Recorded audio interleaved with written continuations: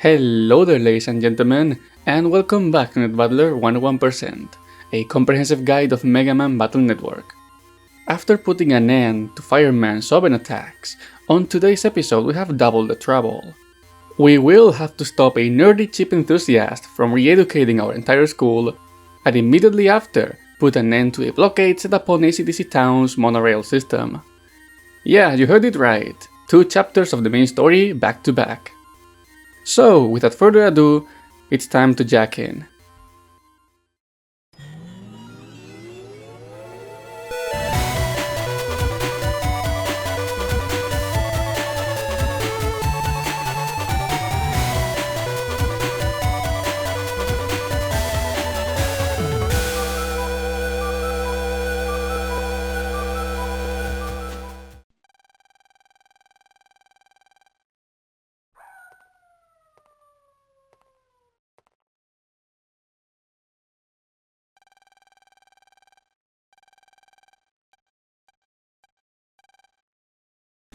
The second chapter of BN1 opens up with Lan and MegaMan arriving late to school once again. This is the first time, however, that we are visiting our school outside of a cutscene. And thanks to Jai calling our name during homeroom, we have a chance to explore around and find some goodies. Not everything is unlocked just yet though. Proceed to the corridor on the left and go into the nurse's office. If you check on this drawer right here, you'll find a recovery 50G. The very next door is also open, and it leads to the AV room. Take a look at the teacher's desk, and voila! A new chip for the library, in the form of Repair A. Every other room in this floor is locked for now, so it's time to go upstairs.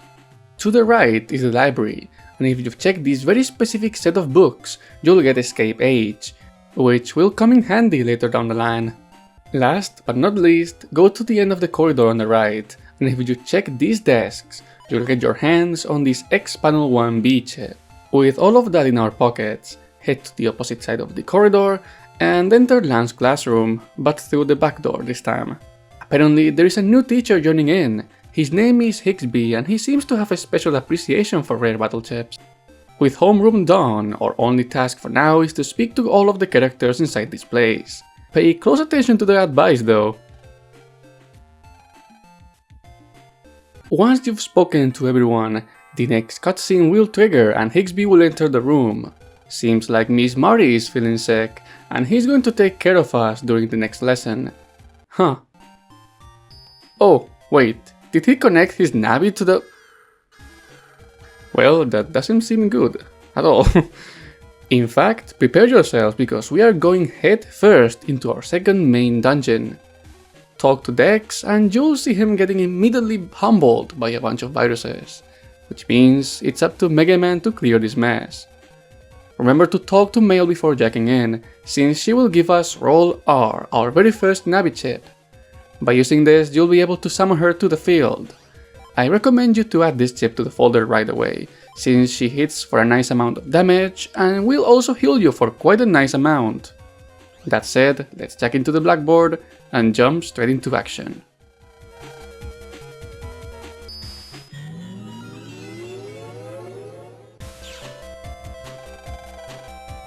SchoolComp is one of the most fun dungeons in the game. Its layout is a bit more complicated than the open area, but when it comes to enemy battles, there's nothing here that we haven't seen before. With a small exception, that is. For the first 3 areas, however, battles should be pretty comfortable. You'll see some flappies, spookies, canodumps, and meteors mixed up in different compositions. That means it's also a chance to rock up some invisible one chips, which will come in handy at the end of this dungeon. As for the layout, SchoolComp has 5 separate areas, which is a big step up compared to open area, which only had 2. Your first task will be opening up the locks on 5 H doors, so go north and take the left path. On this crossroad, go into what I like to call the pencil path to pick up a mystery data containing Shockwave L. Now go back and go down the other path. Soon you'll see the entrance to SchoolComp 2, and one fellow that will give you a clue about where to go once you're there. As soon as you go in, take the road that goes right, and before heading towards the lock, go straight and you'll find another mystery data with 800 Ceni. Before continuing, after this point, you'll start seeing these enemies popping up again. Even though you can encounter them during the first chapter, they'll be more prominent from now on. As for how to fight them, they will throw bombs at your exact position, and they explode into adjacent squares on the battlefield. So the best course of action is to step back or forward and then fight back. Okay, that said, make your way to SchoolComp 1 through this entrance, and at the end of the road you'll run into this dungeon's unique gimmick. To open a lock, MegaMan will need to input the passcode. They have a clue, however, and you'll need to figure those out via exploring the real world as Lan. In this case, to open the lock, you'll need to input the number of chairs in 5A. So go back to the real world, check number of chairs, which is 9 in this case, and then tell that to MegaMan. Once that's done, the path will be clear and you'll be able to proceed. Go north after you reach this area that looks like a classroom to enter SchoolComp 2 once more. This time, however, you'll be on the lower floor. On the first crossroad you find, take the right and make your way to this mystery data, containing High Cannon I, which adds to the count as a new chip for our library. This chip has twice the power as a normal cannon, and it goes with the same code as in this one, so it will be very useful once we have a bunch of those. Back to the crossroad we just saw, now take the path that goes north, and at the very end you'll find the second lock. Since this point of the net is connected to the library, the passcode is the number of volumes of History of the World. Thus, we'll be taking control of Lan once more. This time, however, we can explore some places we couldn't during the start of the chapter, like Class 5B, where if you check these books, you'll find a copy of Spreader with J-code. With that out of the way, go into the library and check this shelf. You'll see that there are 30 volumes of History of the World, and that is going to be our passcode. And speaking of passcodes, if you follow the now open path, you'll run into another lock. Surprisingly, this one has no hint, which means you'll need to figure out the code by yourself. And you can't look those up either, since every single one of these will be randomized. While it may sound intimidating, there is a pretty consistent way to get through this. Every time you input a code, the game will tell you if you're undershot it or overshot it. What I always do is start by entering 50 or 60, and then increase or decrease that value by 20. That way, once the system says you've gone past the real number, you can adjust until you get the message that says second digit verification failure. This means that you got the first number right, thus follow the same strategy with the second digit and you should find the passcode in no time. If you don't get the code after a certain amount of tries, one of the two digits of the passcode will be modified, but since you can try as many times as you want, there is nothing to be worried about. That said, once the lock is gone, you can head straight into SchoolComp 4. We are halfway done with this one. Oh, and yeah, we're visiting the fourth area before the third one, just for a brief moment. Pick up some Zenny from this very well hidden mystery data, and continue south into SchoolComp 3. You'll see another lock right away, and this one has a hint once again. And this time it's the amount of doors in this school. Once you count all the doors in both floors, you'll realize that there are 15 of them. Tell that to MegaMan and proceed with now a must.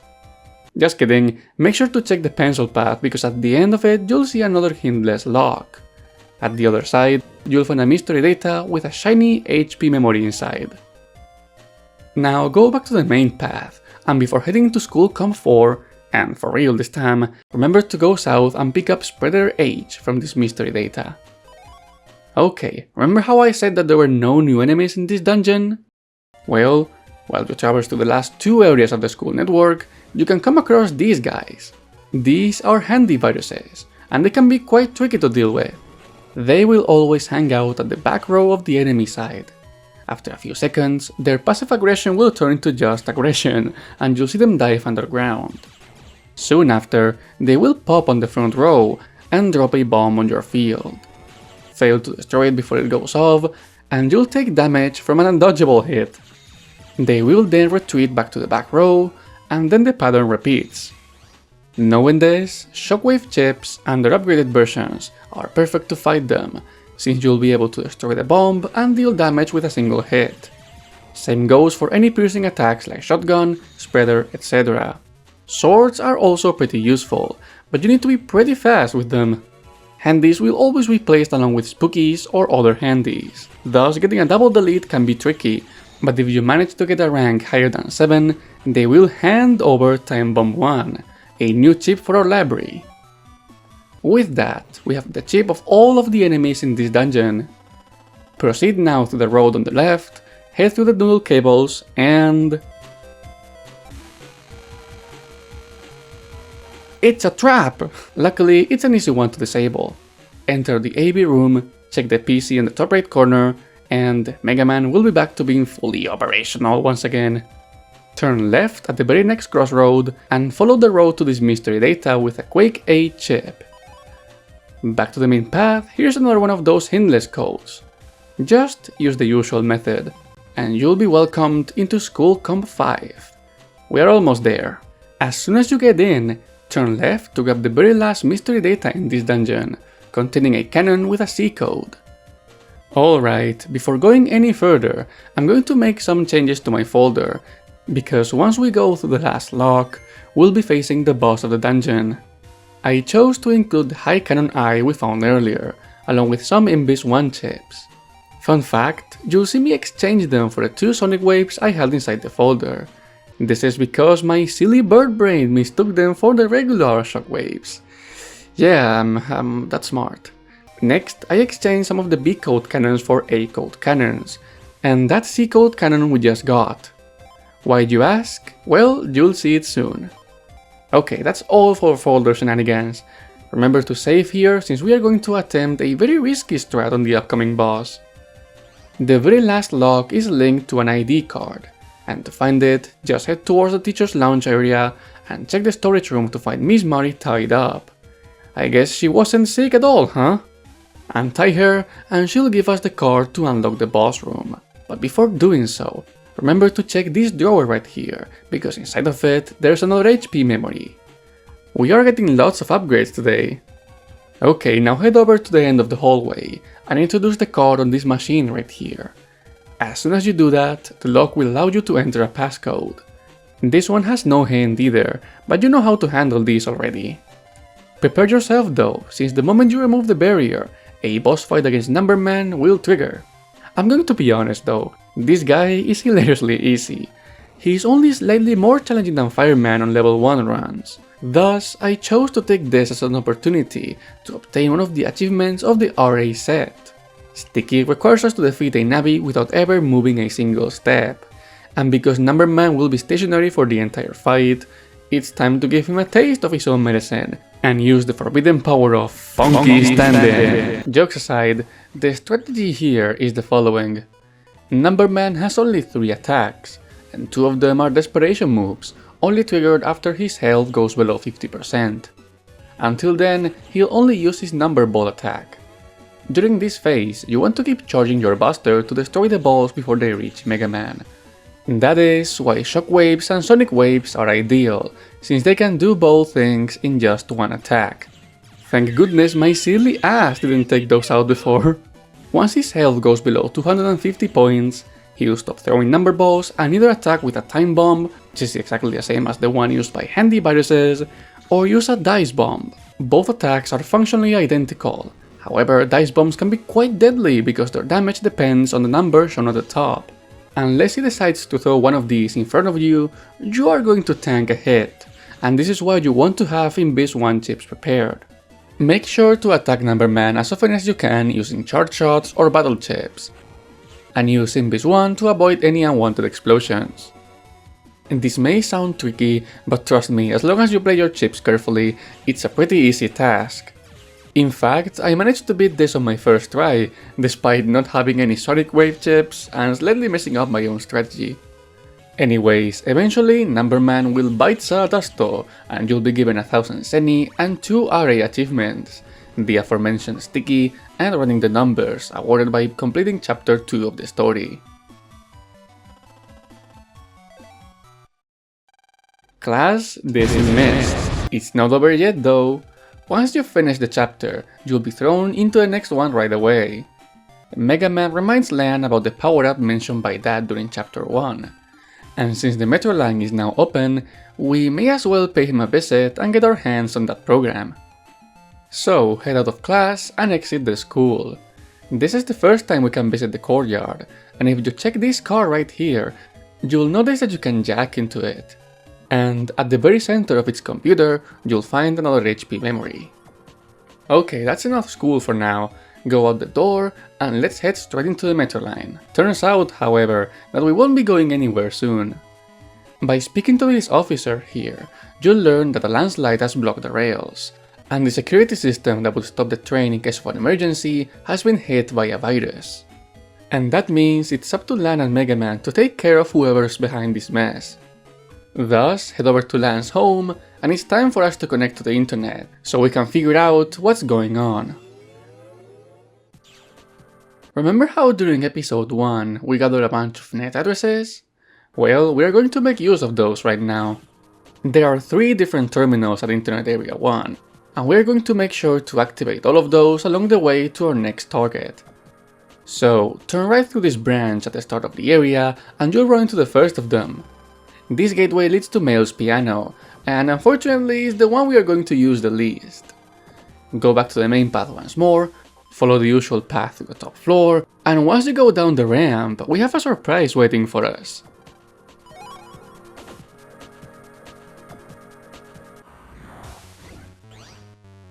This is Fireman Ep.2, an upgraded version of the boss we fought back at Owen area. As for why this happens, allow me to quickly give you a rundown about what's known as net encounters. All nabbies who act as dungeon bosses will turn into ghost data upon deletion.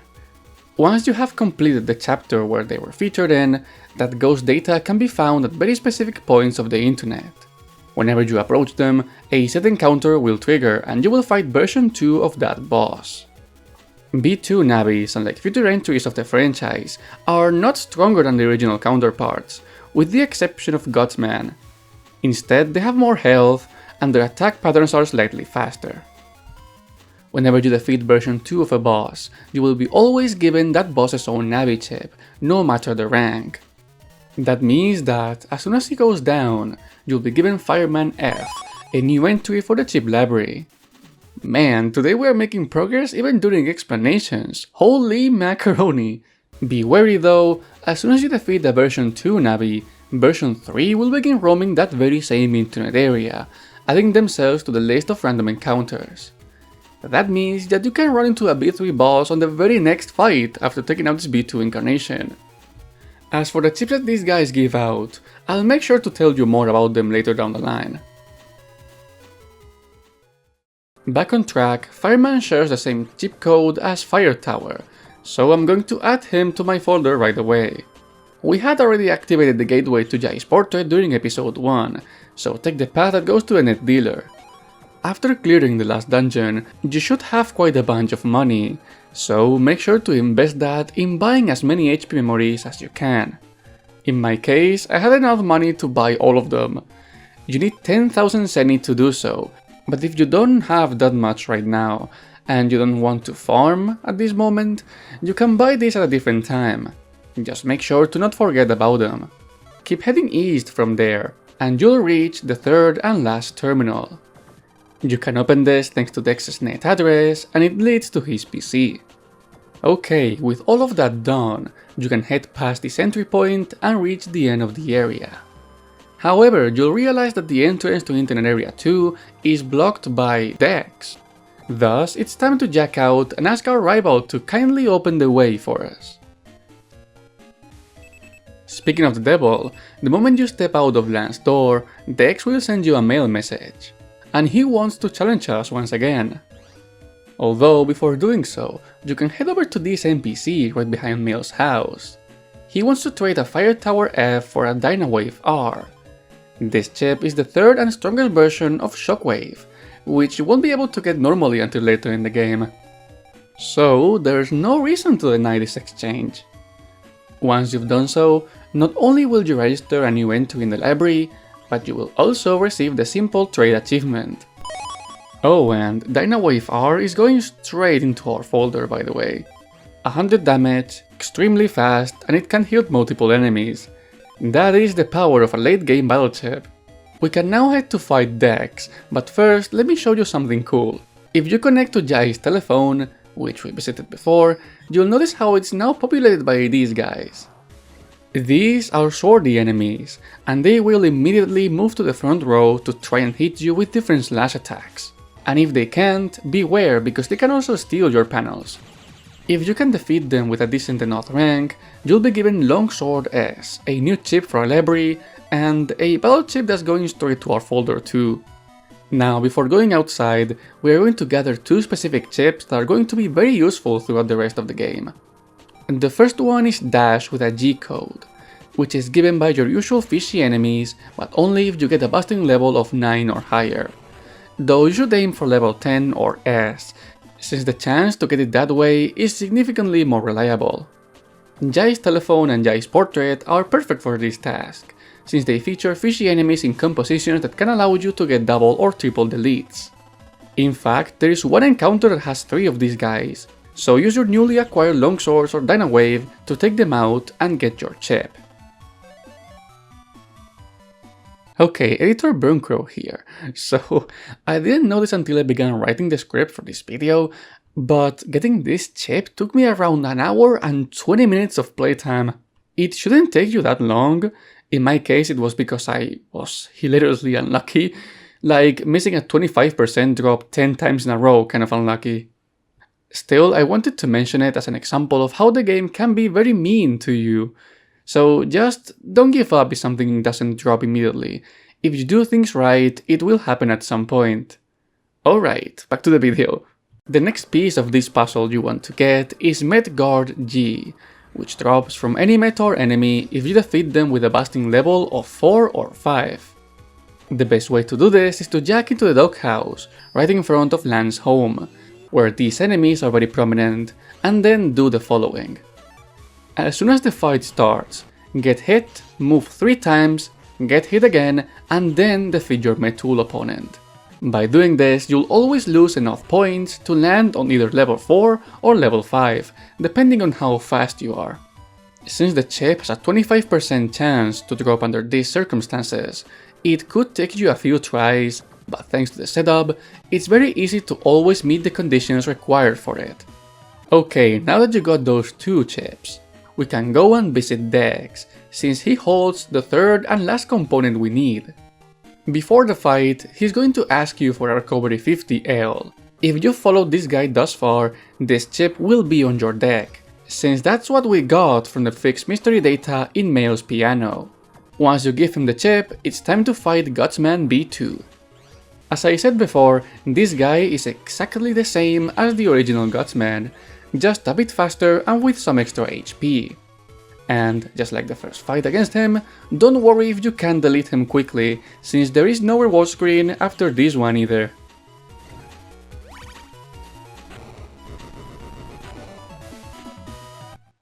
Dex will be shocked at our busting skills, but since he's a man of word, he'll give us access to Internet Area 2, as well as Gutsman G, a new entry in the library and the last component we need to do something very funny. I chose to take out the 3 of the Shockwave K chips to include Dash G, Medguard G, and Gutsman G. Alrighty ladies and gents, it's time to discover who is behind this whole monorail mess. Next destination, Internet Area 2. Since we opened access to all terminals in Internet Area 1, you can jack into Dex's PC, head to the portal, and you'll find yourself right in front of the entrance to Internet Area 2. This place is the bane of every new player's existence. And I honestly can't blame them. I mean, look at this, it's a literal maze. However, despite what it may seem like, navigation through this place is very easy once you know what you're doing. That said, new area means new enemies and new chips, so allow me to introduce you to the digital fauna of this place. Fishies, Metuls, and ball gears make a return here, but there are many new foes to be wary of. If you didn't get a longsword back at Jai's telephone, swordies will also be present here, but they are not alone. Say hello to Swordie B2. These dudes hit like a truck, but they behave exactly like normal swordies. so just try to stay at a safe distance and move to a different row as soon as you see those panels lighting up. If you defeat them with a busting level of 7 or higher, you'll receive Fire Sword, a new entry in the library, and a chip you can immediately add to your folder if you want to, since it's a beefed up version of White Sword. Next up on the mini hype train is this fellow. This is a mini enemy, and they are always accompanied by either Bolgiers or Fishies. While they may not seem like a threat at first glance, they are easily the most dangerous enemy we've faced so far. After a few seconds, they will use their BattleChip, Mine 1, and plant an invisible bomb on your field. These mines can almost two-shot Mega Man at our current level, and they can use this attack multiple times in the same battle. Luckily, if you pay close attention to the mine's animation, you can see where it's going to land, so it's a matter of staying away from that specific panel. Since they never fight alone, try to get at least one enemy on the same row as Miney so you can score a double delete. If you achieve a busting level of 7 or higher, you'll obtain Mine 1, which, just like Fire Sword, it's both a new entry in the library and a very useful tool that you're gonna want to make use of immediately. Last but not least, we have Hard Heads. These enemies will be both stationary and immune to your attack, and after around 5 seconds, they will drop their guard and shoot a cannonball. This projectile homes on Mega Man's position, and will destroy any tile it hits. So the best course of action is to count up to 5 seconds, and then open fire before they get a chance to act. They drop a very powerful chip, but since they only appear either alone, or around very difficult enemies to line up for a double delete, I wouldn't recommend you to farm for this chip right now. There will be a much better place to do so later in the game. You do want to get Fire Sword and Mine 1 right away though, so even if it takes some extra time, try searching out for the enemies that drop them. Oh, hello, Editor Burncrow here again. So, while fighting through this area, I found myself deleting 3 viruses in a row using Fireman. The moment I did this, I finally got the triple kill achievement to trigger. If you recall, I tried getting this during the first episode, but it just wouldn't pop for some reason. It seems like the only way to get this to show up is by using a Navi chip, so if you, like me, couldn't get it until now, make sure to do so. And that's all, apologies for the mistake.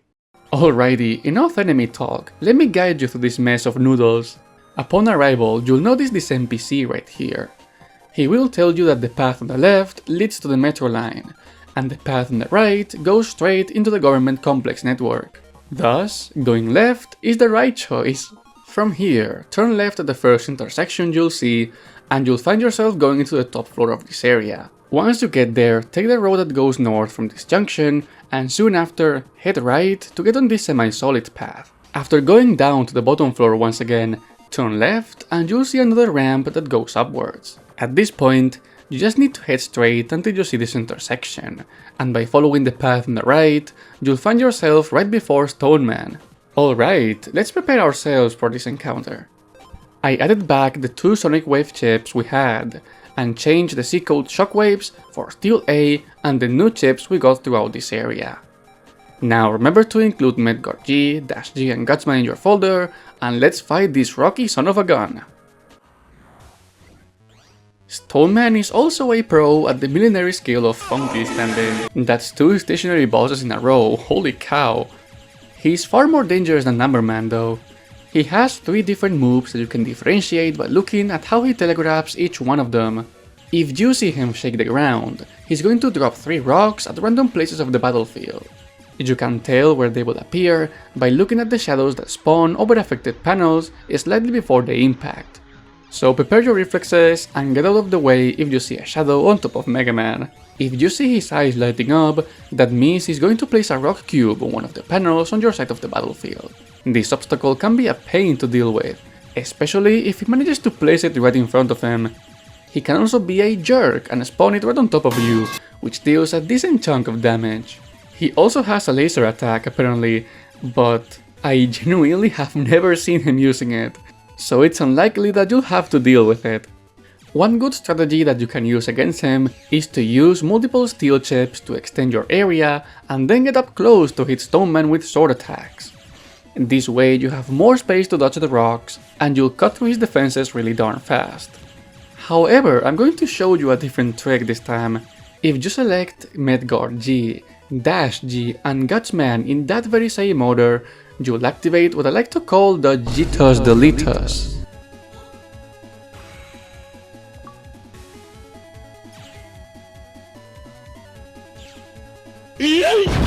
What you just saw is a program advance, or a PA for short. This is what most NPCs were referencing during this episode. If you select a series of chips in a very specific order, they will merge into a much more powerful attack. Most PAs are activated after selecting a sequence of 3 or 5 copies of the same chip, with their codes in consecutive alphabetical order. For example, you can use Set a Cannon by selecting Cannon A, Cannon B, and Cannon C in that exact order. There are 36 program advances in Battle Network, but the game will not keep track of which ones you've used, nor are they required for completion. They are, on the other hand, a very useful tool during early and mid-game fights, so if you happen to get the chance to perform them, go for it. As to why I decided to forcefully use one right now, after activating your first program advance, you'll receive the Advanced Technique achievement from RA and the Stop at Nothing to Advance trophy if you're playing on Legacy Collection.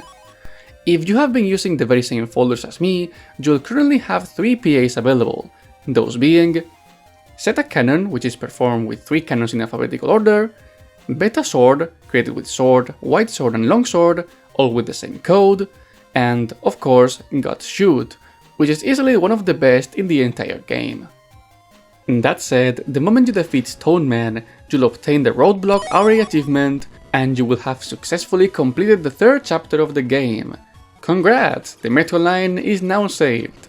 Once you jack out and exit Dex's house, if you head to the metro line, you'll notice that there is a new NPC at the bottom left corner of ACDC Town. Talk to him and he will ask you to find his lost pair of dentures.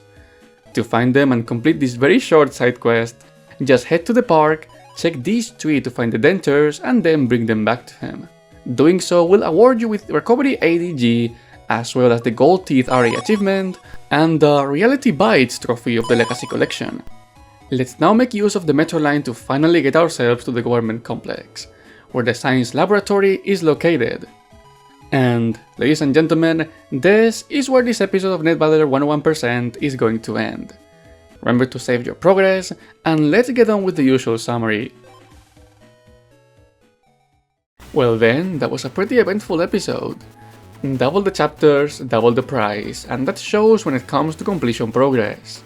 We jumped from 6 to 13 RA achievements, and from just 1 to 3 on the Legacy Collection.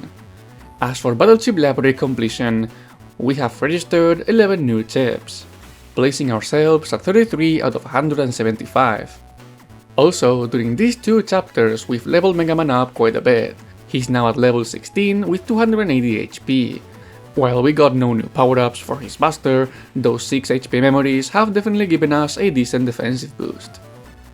As for side quests, we have retrieved the Old Man's Dentures and completed the very first trade sequence by exchanging Fire Tower for Dino Wave at ACDC Town.